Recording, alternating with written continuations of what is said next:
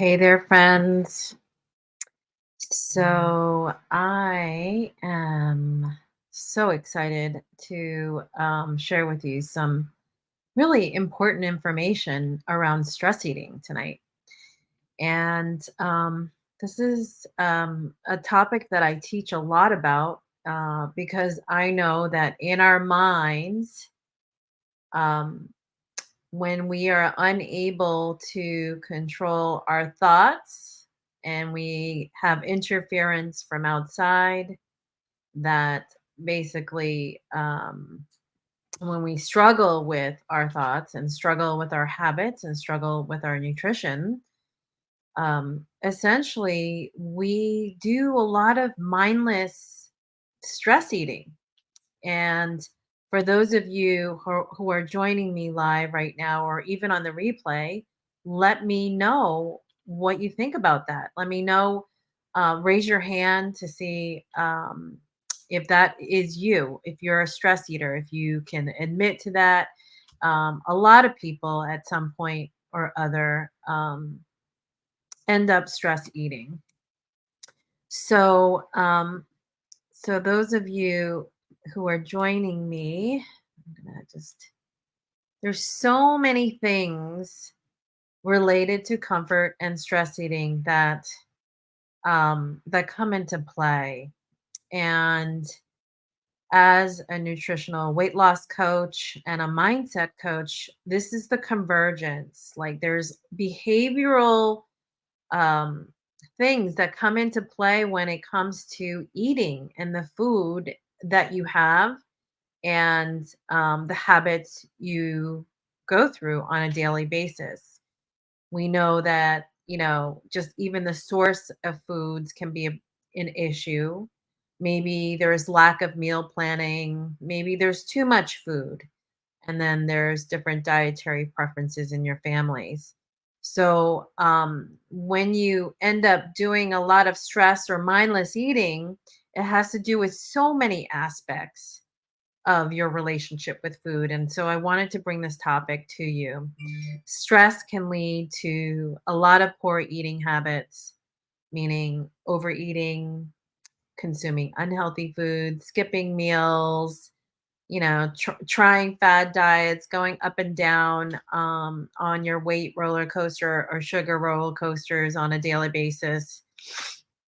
And the thing is, um, many people have difficulty distinguishing physical hunger from emotional hunger. And the difference is when you have physical hunger, we can actually go quite a long time without feeling hungry. Our bodies are very efficient with the food and nutrition we take in because we have an incredibly intelligent system. And so physical hunger actually comes on very gradually. On the other hand, when hunger comes on urgently and it's like I have to have this right now and it's sudden and it feels urgent, that typically ends up really being emotional hunger or some level of satisfaction that is being unmet. And in all of my coaching programs, there's three pillars of vitality: nourishment, both on and off the plate, habits, and mindset. So I'm always going to kind of, mention one aspect of each, but I'm going to talk about more around the science of why we end up stress eating and what it does to our bodies. So, what you eat actually affects how you feel.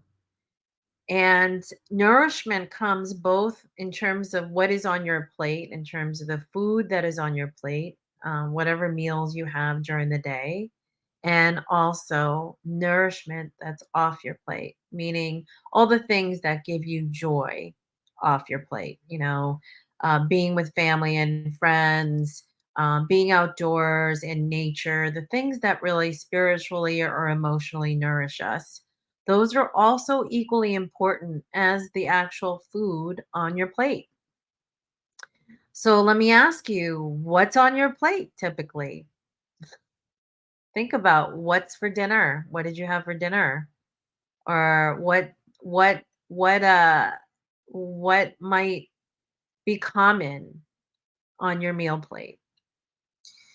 We know that sugar is hidden in all kinds of foods and processed foods. And we know that Americans consume more than 10 times more sugar than other food additives. There is no nutritional value in sugar, zero vitamins, zero minerals, enzymes, or fiber. And all of refined sugars are linked to some sort of metabolic disorder. And so we all know this, but there's surprisingly a lot of health foods that have a lot of sugar that we're not really being mindful of. They may be promoted as a health food, um, but they're loaded with hidden sugars, preservatives, and chemicals and flavorings. And those hidden sugars, flavorings, and chemicals impede with our ability to produce the neurotransmitters, meaning our feel good hormones. Um, they interfere with it because they're produced in our gut. And if we're ingesting hidden sugars on a daily basis, it compounds and we're not actually getting rid of it. It actually, compounds over time. There's a lot of foods out there that we are eating on a daily basis that zap your energy. And these are non-foods. These are foods that are not foods. They're fake foods. And they look like food. They seem edible. They can go into your mouth and they're supposedly safe enough to eat. But a lot of these foods we're compiling into our day from the minute we wake up to the time we go to sleep.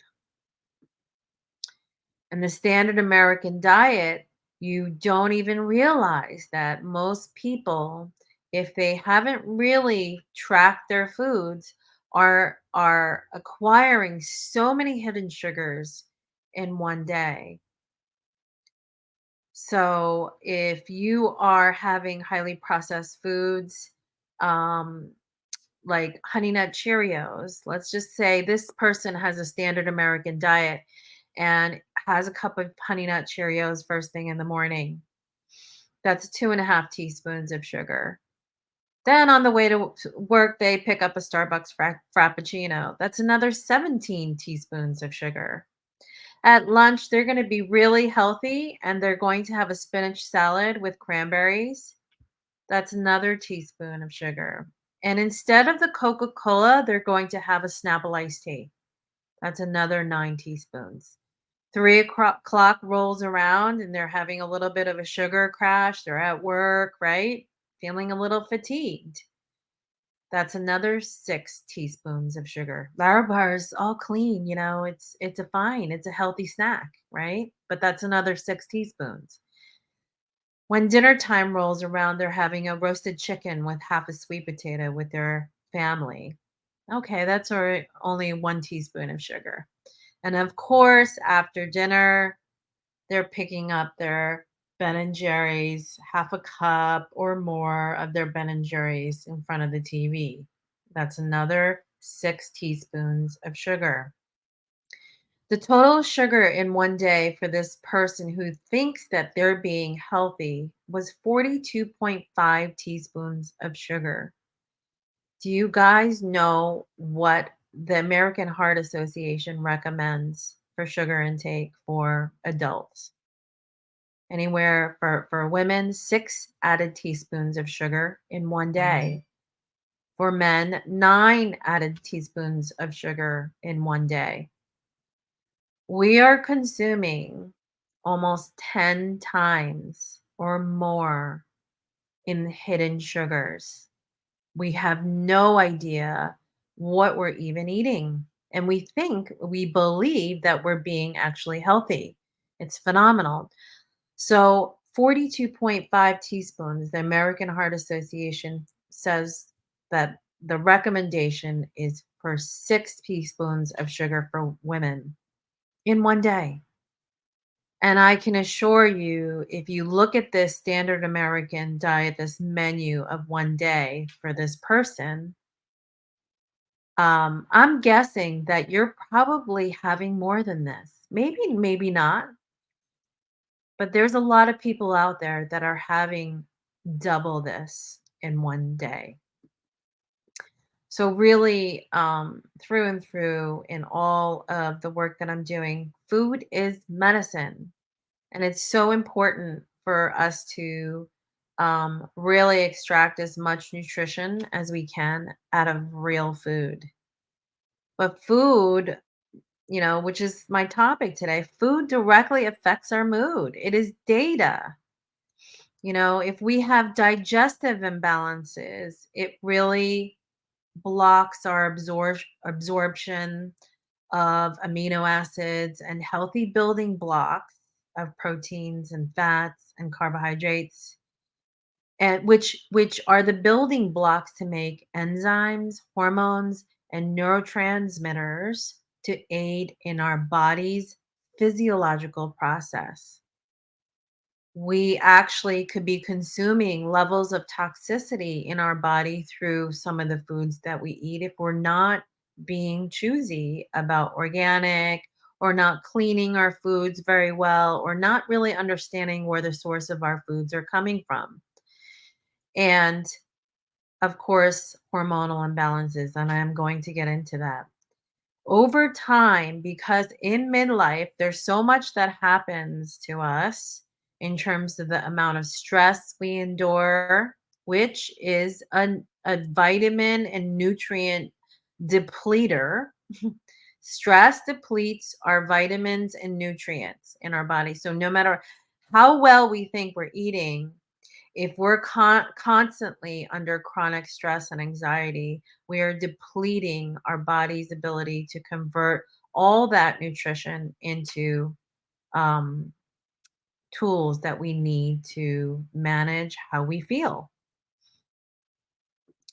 So, what you eat actually influences your mood and your brain. And 85% of our serotonin, our feel good hormones, our happy hormones, are stored in our gut. It's produced in our gut.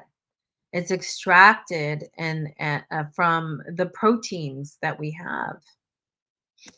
And when we eat anything, anytime we put food into our mouth, we have an insulin response. And a lot of times people, um, you know, don't even realize it, but you may be eating and snacking all day long. You're actually producing an insulin response all day long. And so we wonder, why is it so difficult for us to lose body fat when I'm eating, less of this and more of that, and, eat this, not that. And then it's like their eating is happening all day long. So your insulin is responding all day long and unable to actually um, get down to um, using body fat as fuel or energy. So we're always constantly using up that surface sugar. Um, so there's hormones that tell our brain that we are hungry or we are full, and it's produced through the foods that we're eating. And oftentimes people who have been obese and overweight, more than 20 pounds of body fat for a long time, and are insulin resistant, their hormones, including their insulin response, becomes broken. So it's difficult for our bodies at that point, because it's been so flooded with sugar, so flooded with hidden processed foods and chemicals, that our body's ability to produce these hormones and have these hormones work efficiently for us in terms of telling our brain that we are full or telling our brains that we are hungry, those signaling processors become very broken. And our bodies are designed to constantly go back to homeostasis, go back to equilibrium. That is how our bodies are designed to level our blood sugar over time when we're not eating and basically utilizing the resources that we have in terms of nutrition for energy. So when we are insulin resistant, these are the signs when we have low HDL, our good cholesterol. We have inflammation of the liver and possibly cirrhosis. We have elevated triglycerides. We have hypertension. We have obviously elevated blood sugars throughout the day. We have abdominal fat, belly fat, and we may experience some other neurological symptoms, even. All of these symptoms that are pretty serious, where a doctor will give you a prescription medication for, can be prevented if we can balance our insulin, if we increase our insulin sensitivity.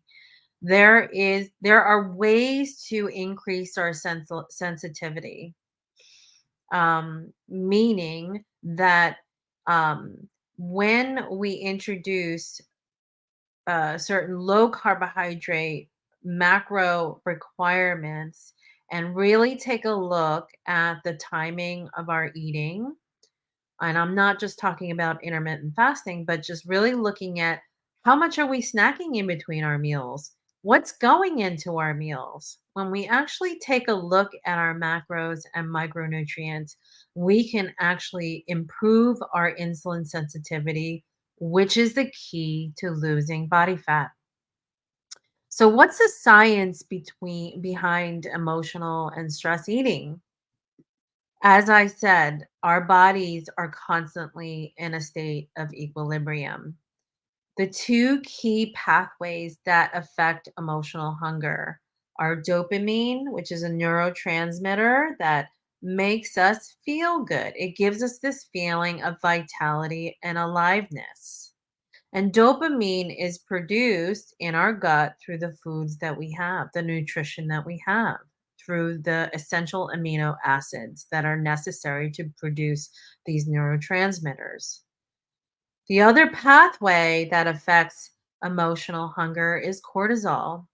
And cortisol is released when our brain thinks we're under attack. Our brain is in severe survival and fight or flight mode. It naturally secretes cortisol.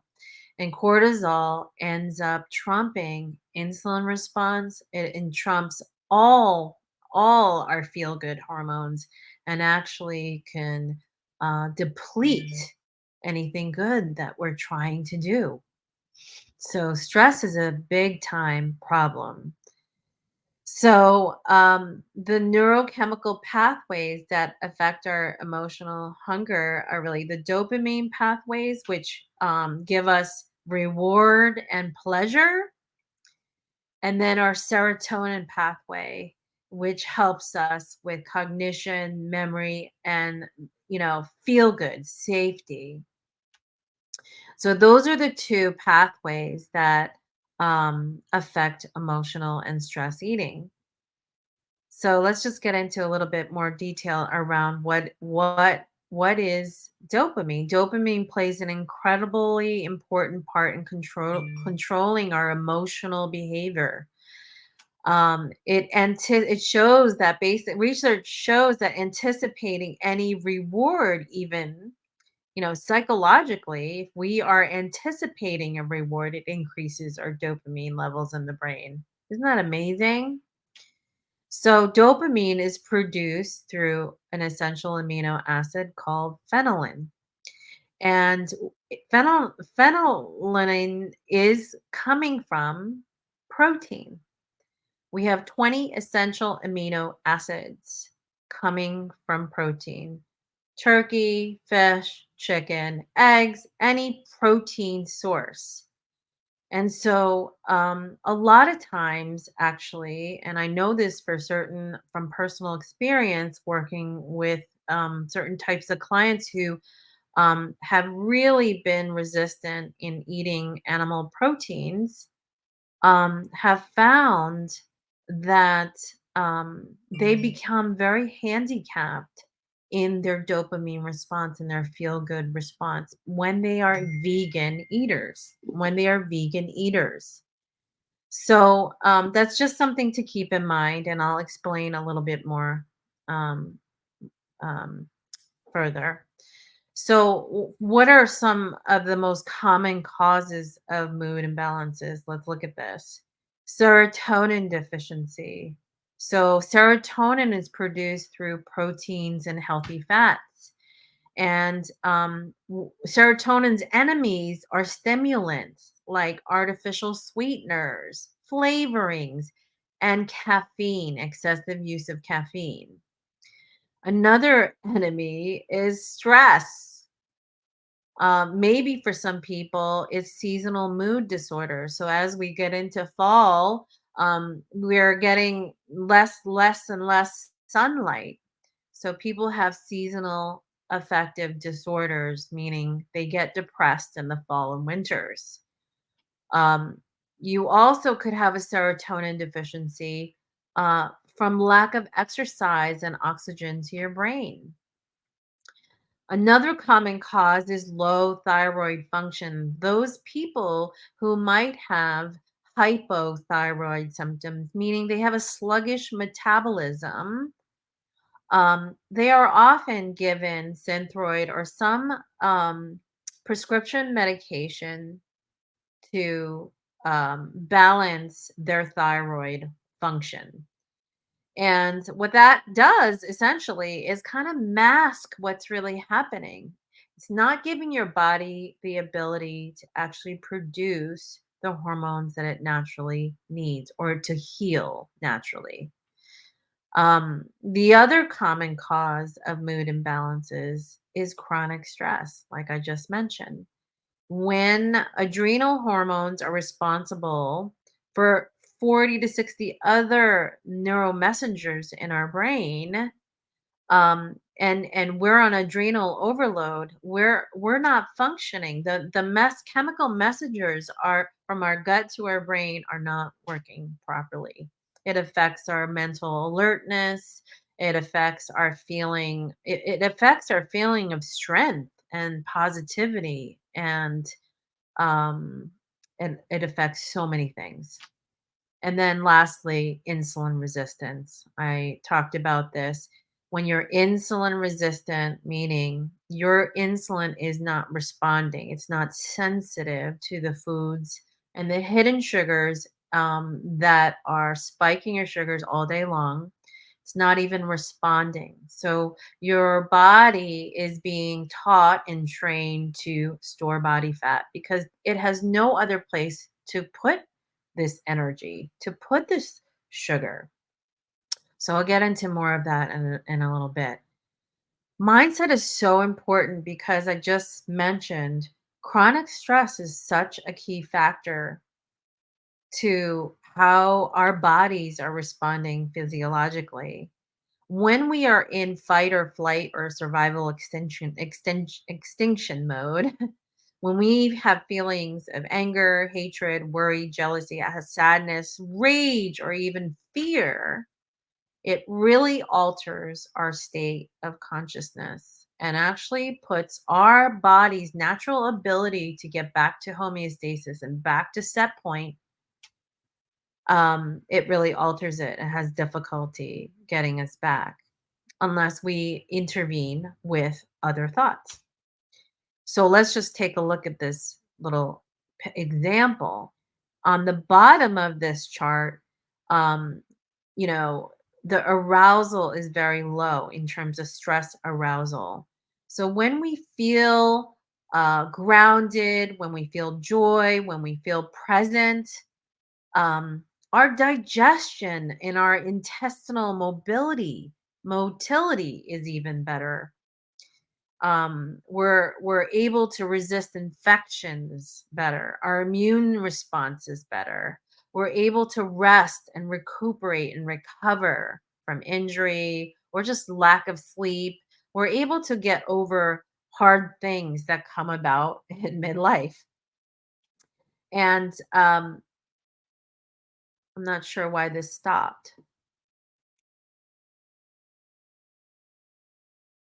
Oh, I think it just kind of paused for a second there.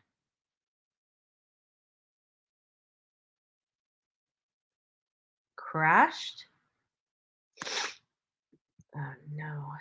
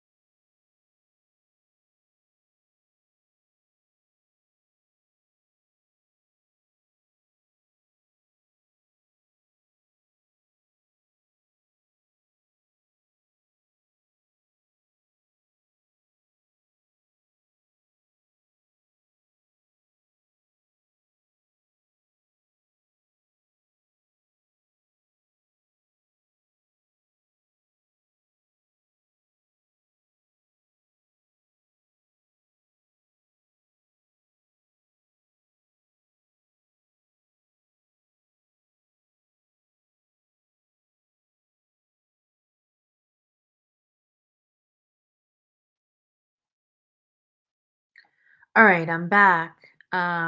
Sorry about that. I think uh this thing crashed. Technical difficulties. I haven't tried to present hold on a second. I haven't tried to present slides on StreamYard, and I think that was probably the problem. So as I was saying that there's when we are in fight or flight, when we are in a present and grounded state and we're curious and open and compassionate,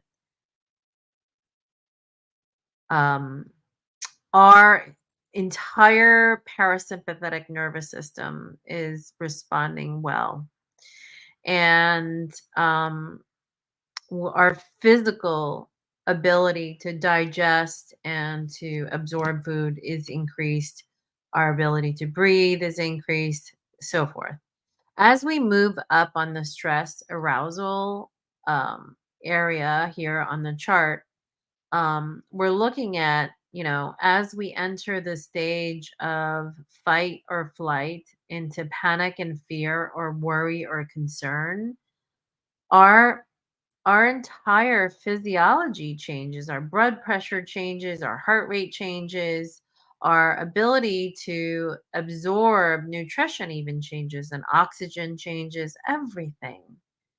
And further, it actually affects our insulin activity as well. So, as we continue to have extreme amounts of stress into a freeze state, what is happening to our bodies is we are basically um, being signaled when we're in a freeze, shutdown state in terms of numbness or depression.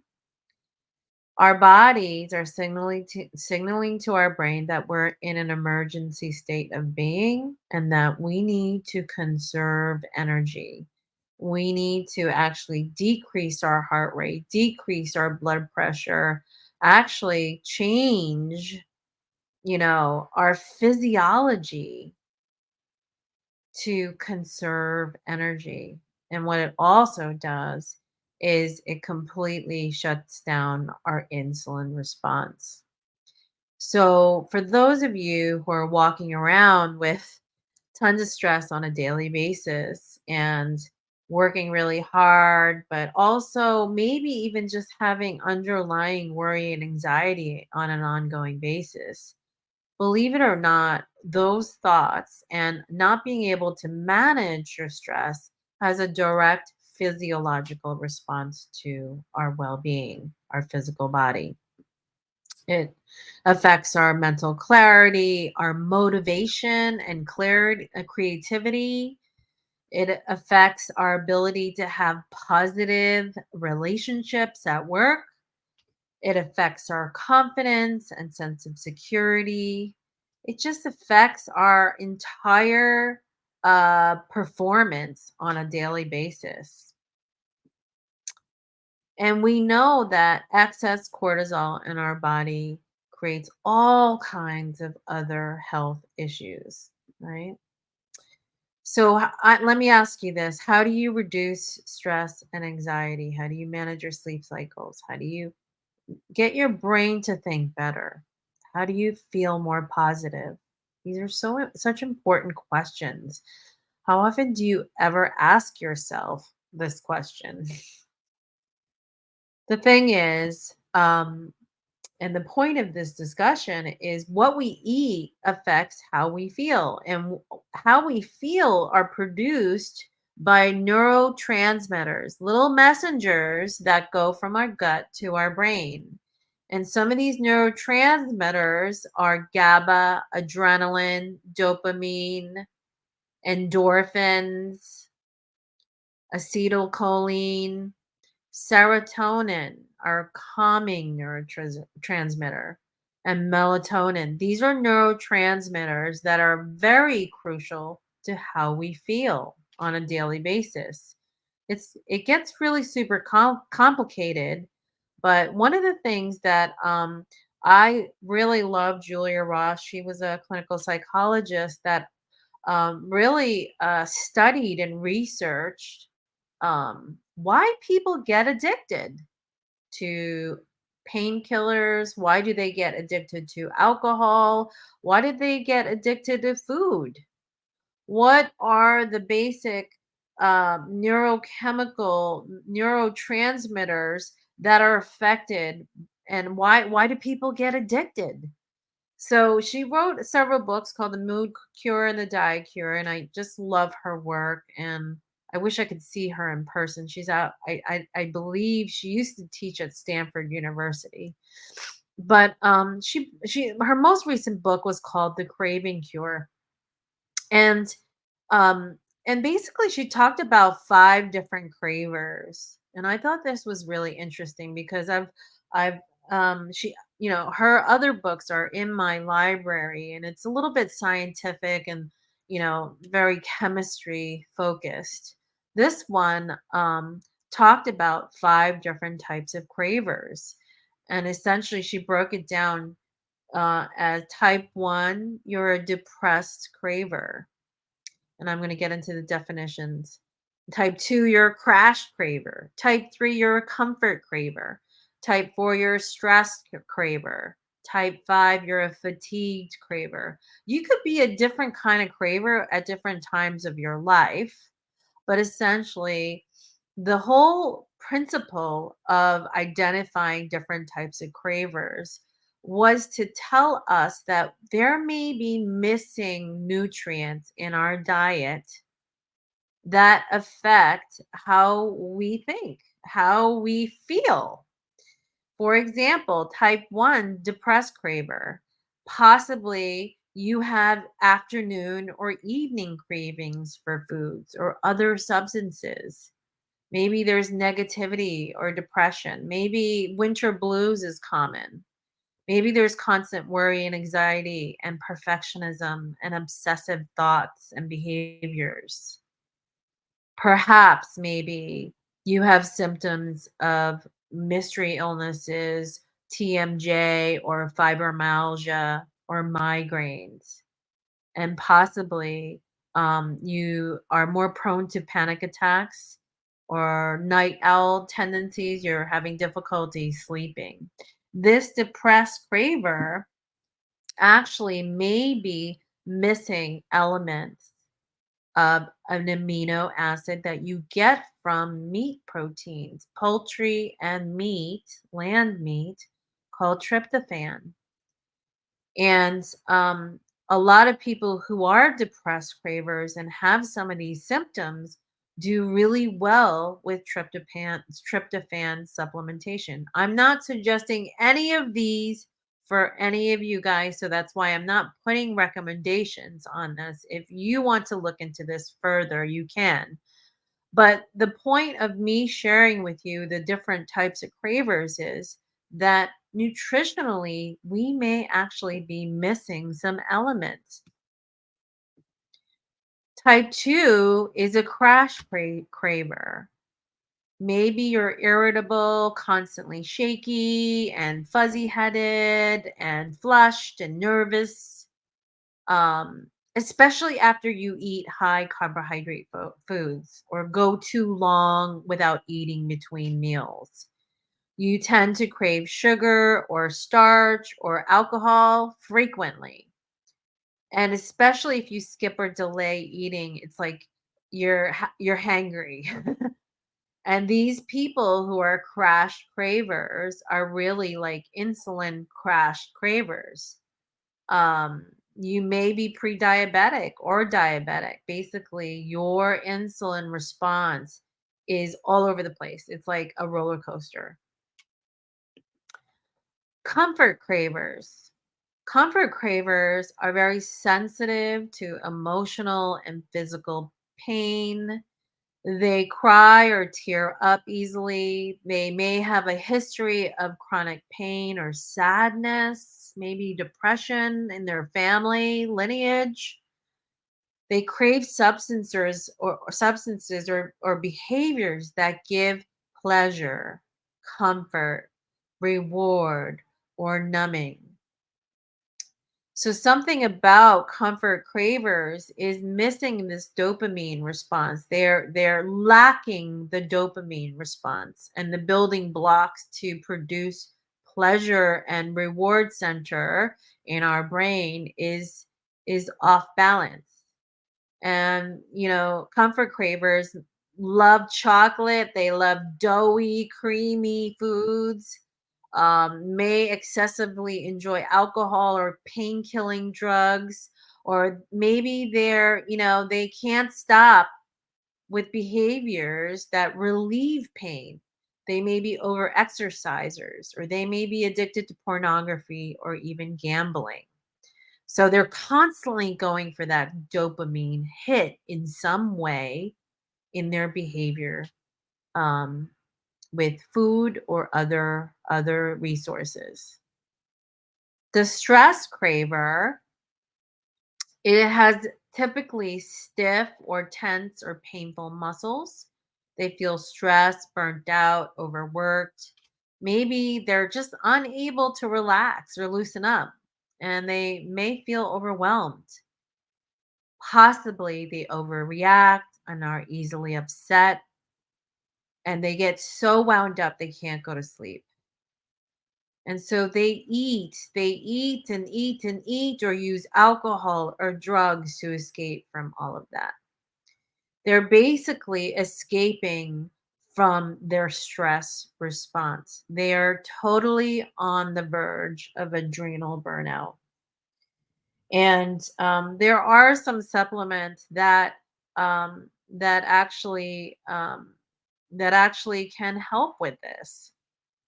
And I've worked with a lot of people who have been borderline addicts of alcohol and some sort of substances where in conjunction with addiction to food have expressed themselves as a stress craver or a comfort craver. A lot of people fall in type 3 or type 4, comfort or stressed. So so that's something to keep in mind. So oh, I'm not sure why.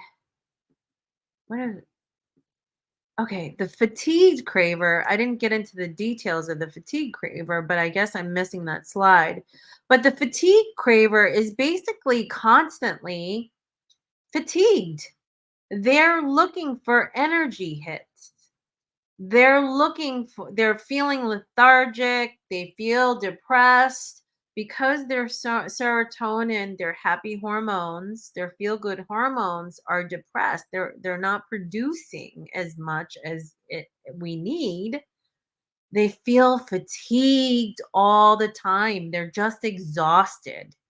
And so when they're feeling exhausted all the time, they're looking for sugar hits or things that actually boost their energy level.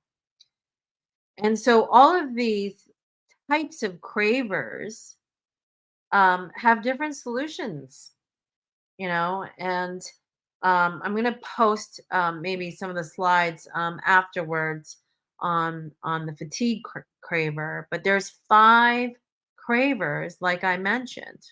I'm going to go back to this: the depressed craver, the crash craver, comfort craver, the stress craver, and the fatigued craver.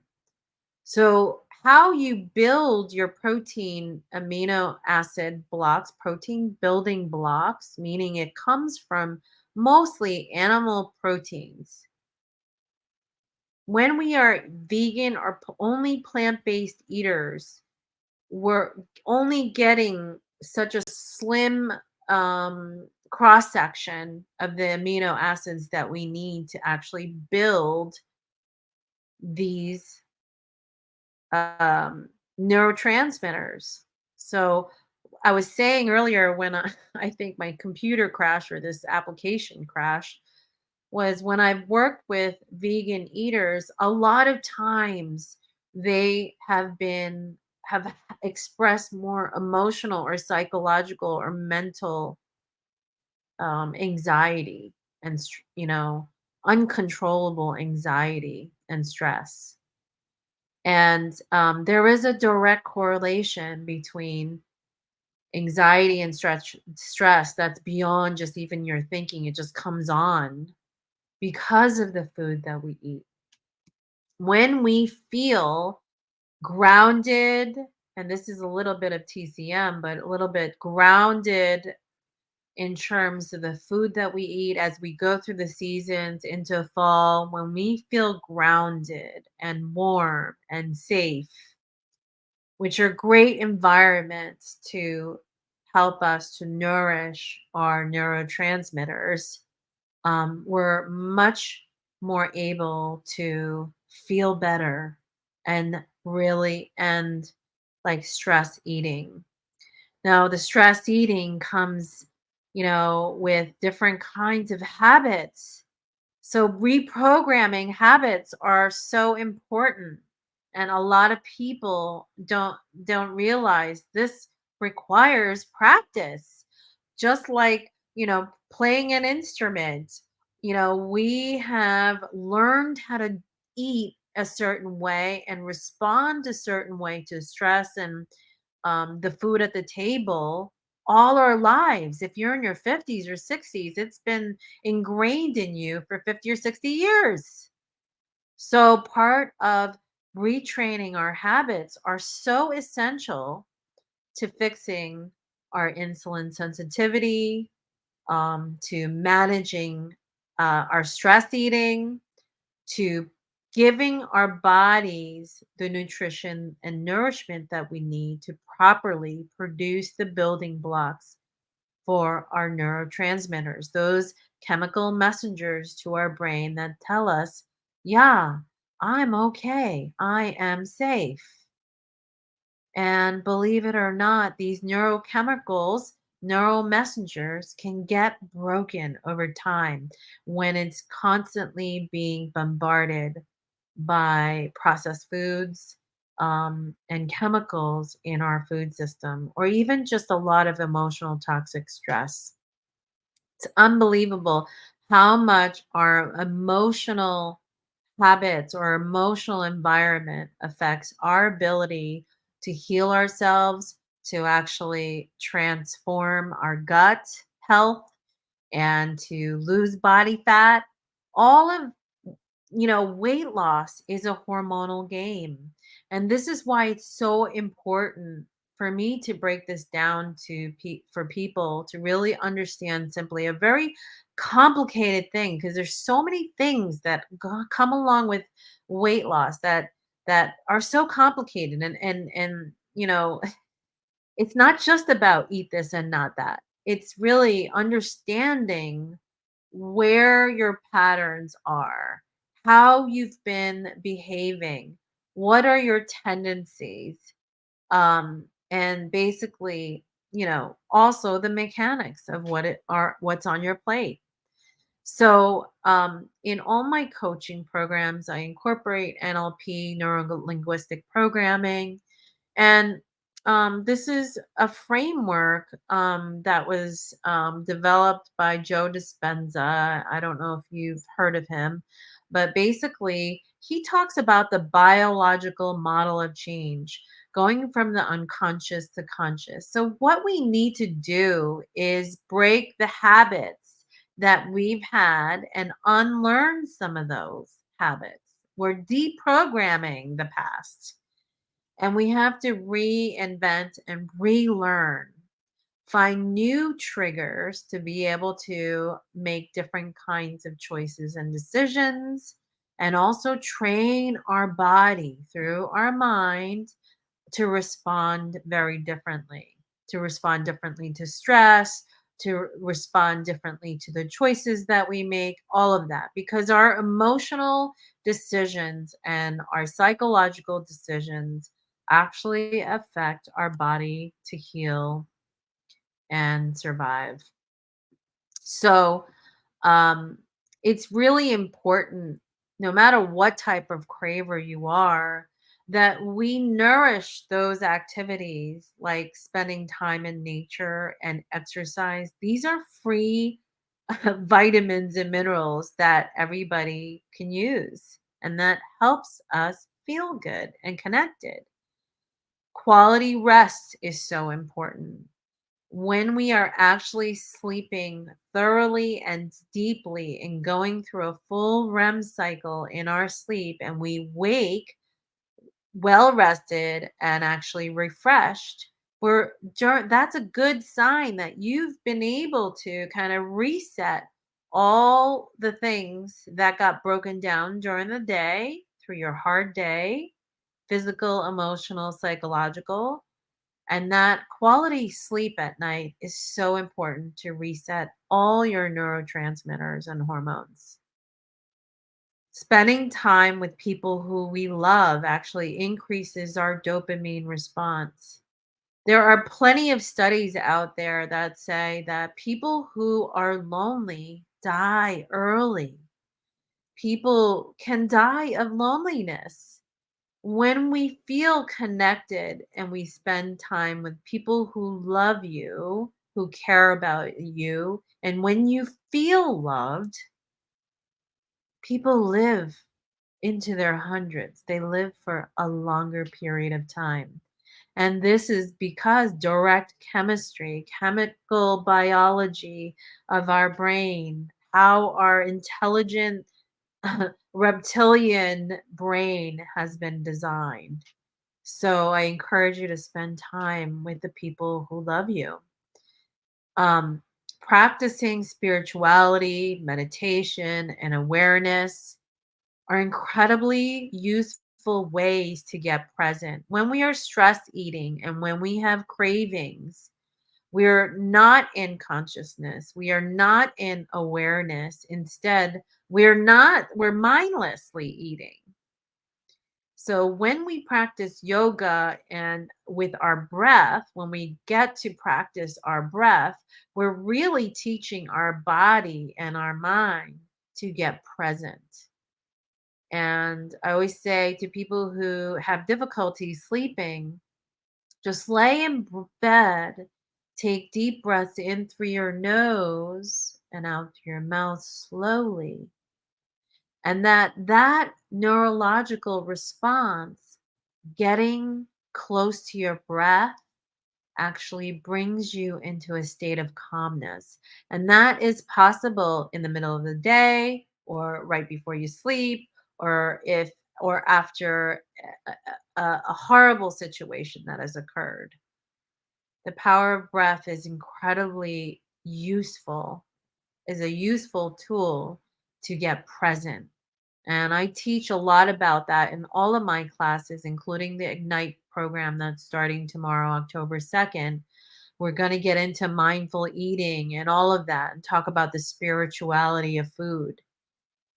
For those of you who are missing it, I really wish you would jump in. There's still time for the October 2nd Ignite Accelerator. I'm going to take you through the whole gamut of what food does to our hormones. And we're going to have 5 weeks together to retrain our brain and retrain our physiological response to the food that we eat and the habits that we perform on a daily basis and work on our thinking. So, um, we also have to give ourselves permission to dance, play, and have fun. And I need to give myself more permission to do this because that my best expression comes out when I'm having fun. Doesn't that happen for you? We want to give ourselves permission. In midlife, we become so serious with all the chores and responsibilities that we have, we forget to give ourselves permission to play and have fun.